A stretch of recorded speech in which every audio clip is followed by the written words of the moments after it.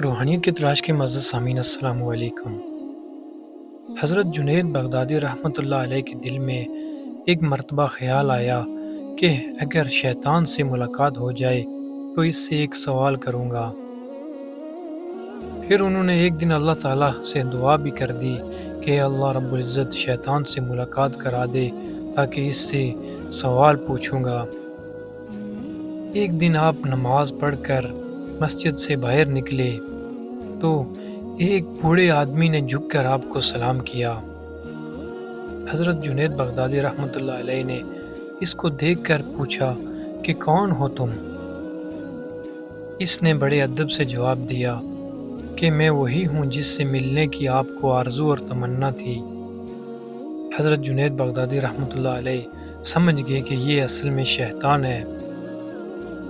شیطان نے کہا، آپ مجھ سے کیوں ملنا چاہتے تھے؟ حضرت جنید بغدادی رحمۃ اللہ علیہ نے کہا، میرے ذہن میں تیرے متعلق ایک سوال ہے۔ شیطان نے کہا، جی آپ سوال پوچھیں۔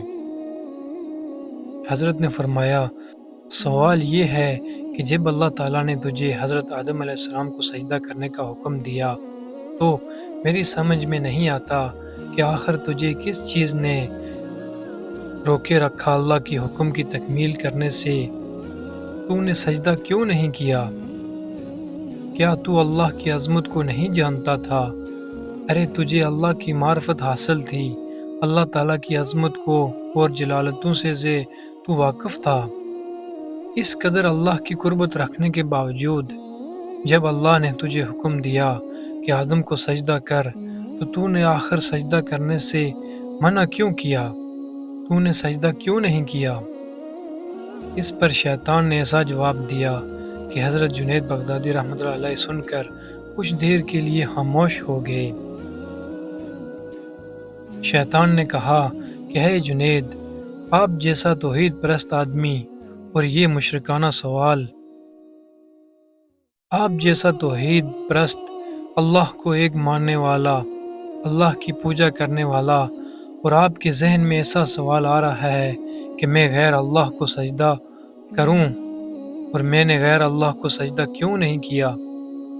آدم تو غیر خدا تھے، خدا تو نہیں تھے، غیر اللہ کو سجدہ کیوں کرتا میں؟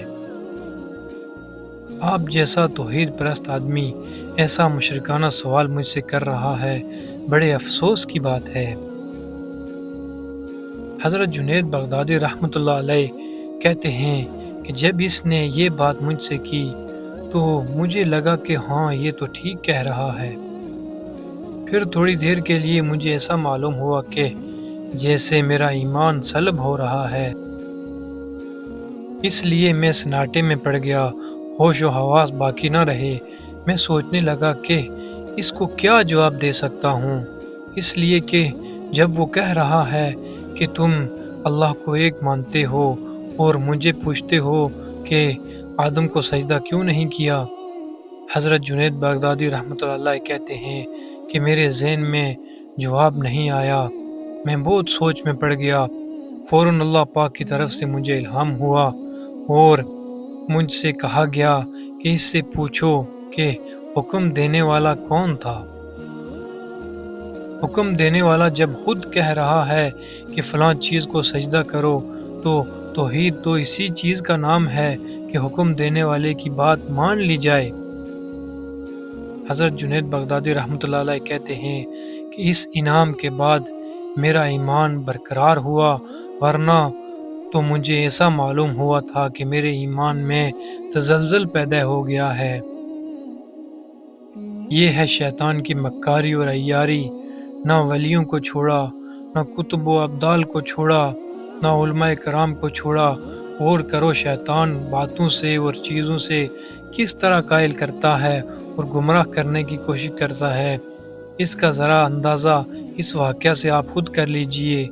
اس لیے کبھی بھی شیطان سے بے فکر نہیں ہونا چاہیے۔ شیطان کی مکاری سے بسا اوقات انسان بے ایمان بھی ہو جاتا ہے، لیکن اسے خبر بھی نہیں رہتی کہ میرا ایمان ختم ہو گیا ہے۔ اللہ تعالیٰ سے دعا ہے کہ اللہ تعالیٰ اپنے برگزیدہ بندوں کے صدقہ وسیلہ سے ہمیں شیطان کی مکاری سے اور عیاری سے بچنے کی توفیق عطا فرمائے۔ حضرت جنید بغدادی کے پاس کسی نے ایک بار ایک پرندہ بطور تحفہ بھیجا۔ آپ نے اس تحفے کو قبول فرما کر اس پرندے کو ایک پنجرے میں بند کر دیا اور کچھ مدت تک اس پرندے کو اپنے پاس رکھ کر پھر ایک دن اسے آزاد کر دیا۔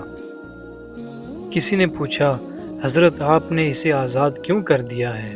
آپ نے فرمایا، مجھ سے اس پرندے نے بڑی منت سماجت کی اور کہا، اے جنید، افسوس ہے تو اپنے دوستوں سے ملاقات کا لطف اٹھائے اور مجھے میرے دوستوں سے ملنے سے دور رکھے اور مجھے پنجرے میں بند کر کے رکھے۔ مجھے اس پر رحم آ گیا اور میں نے اسے چھوڑ دیا۔ اڑتے وقت اس پرندے نے کہا، پرندہ یا جانور جب تک اللہ کے ذکر میں مصروف رہتا ہے آزاد رہتا ہے، جہاں اس پر غفلت طاری ہو گئی قید میں مبتلا ہو جاتا ہے۔ اے جنید، میں یاد الہی سے صرف ایک دن غافل ہی رہا تھا، جس کی سزا مجھے پنجرے کی سخت سزا بھگتنا پڑی۔ ہائے ان لوگوں کا کیا ہوگا جو اکثر اوقات اللہ کے ذکر سے غافل رہتے ہیں۔ اے جنید، میں آپ کے سامنے پکا وعدہ کرتا ہوں کہ آئندہ کبھی ذکر الہی سے غافل نہیں رہوں گا۔ یہ کہہ کر وہ پرندہ اڑ گیا۔ پھر وہ پرندہ حضرت جنید بغدادی کی زیارت کرنے کے لیے آتا اور ان کے ہمراہ دسترخوان پر دانے وغیرہ کھایا کرتا تھا۔ پھر جب حضرت جنید بغدادی کی وفات ہوئی تو اس پرندے کو اتنا غم اور رنج ہوا کہ یہ پرندہ بھی ان کے ساتھ زمین پر گر کر اسی وقت مر گیا۔